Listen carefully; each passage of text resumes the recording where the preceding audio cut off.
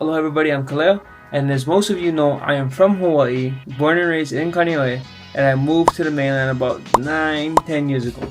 So today I'm going to be breaking down 5 of the biggest culture shocks that I personally faced moving to the mainland. Some are funny, some are real, but if you're from Hawaii, you know exactly what I'm talking about. So let's jump into it. Culture shock number 1, the food portions and the sizes of your food. Even the food in general is different. Hawaiian food tastes way different out here, and it's a lot smaller than back at home. Mexican food is the number 1 food out here in San Diego. Rightfully so, Mexico's like right there, but yeah, Mexican food is as good as it gets, and honestly not mad at it. Mexican food is pretty good. Hawaii Mexican food is trash, but this San Diego Mexican food is pretty good. Also, when you go to 7-Eleven, I'm sure most of you guys already know, but Spam musubis don't exist in 7-Eleven, just like these like stale taquitos. Pretty gross. But number 2 is that it actually gets extremely hot and extremely cold. So it could be 110 to 105 to about 110 in the summertime, and then it could be somewhere in the, at least here in San Diego, it could be somewhere in the high to mid 30s during the summer or during the winter time at night.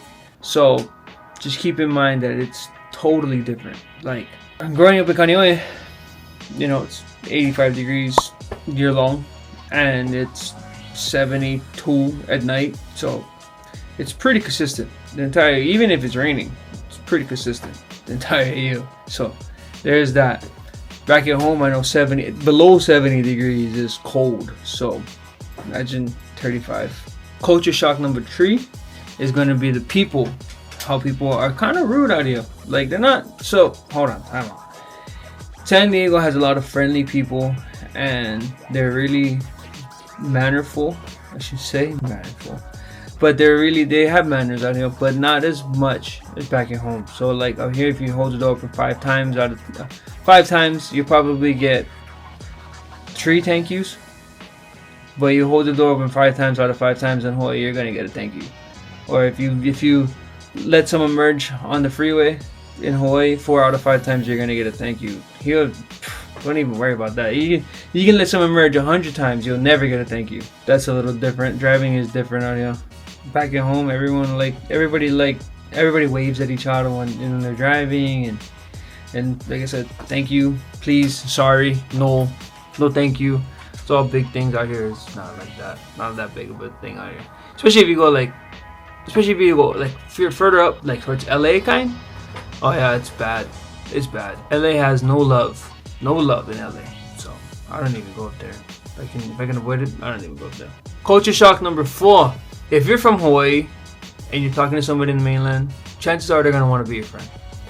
You just tell them, oh yeah, I'm from Hawaii. Next thing you know, they like be your friend. They go, oh, that's so cool, and this and that, and it's like, oh wow, yeah, you've never been to Hawaii, huh?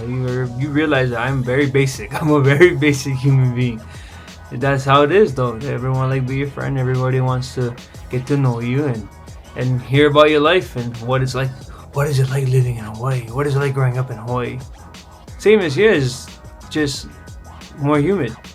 My favorite question is it true that people still live in grass huts? And I get, that's a legitimate question that I get, and it sounds racist, and people get up like, no way, there's no way people do that. Yes, no, and no, people don't live in grass huts. We live in regular homes like you guys do, and yeah, I don't ride my dolphin to school.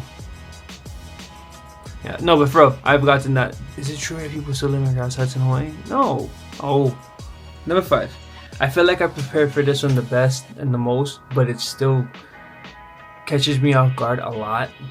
It's people wearing shoes in the house. I mean, how are you gonna go outside, walk around outside with your shoes, your kalipas, and then you're gonna walk into a house and continue to walk around with that same shoes and the same kalipas that you was in all day long? Or like wearing it on the bed when you're laying down and you have your shoes on, or like your slippers on that you just walked outside. Yeah, no, that is the one that gets to me all the time. Like, see it all the time. Don't get me wrong, like there is still people in the mainland who don't wear their shoes in the house.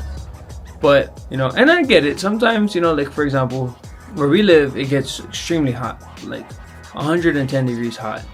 And if you leave your shoes outside, your insoles, the rubber lining and all that stuff actually melts and it can shrink. So yeah, I get it. Bring your shoes in, but have a designated area where that's as far as your shoes go. Don't walk all inside the house. And yeah, it's easier to walk around in the house. Like you don't need to kick off your shoes, you need to kick off your boots, nothing like that. You just walk in and you can full range. But no, that's gross. That's unnatural for me. That's weird. That's still weird. Catches me off guard. And you know what? And if you are Hawaiian and you live in the mainland, if you grew up in Hawaii and then you go to some place and they still wear their shoes in the house, just do what you do and just.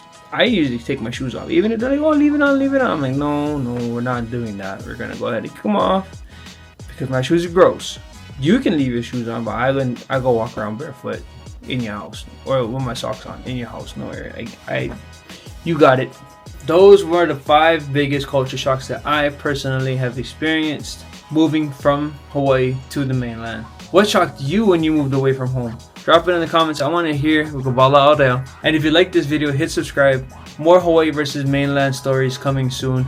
Be on the lookout for that. Hit that bell. And as always, aloha.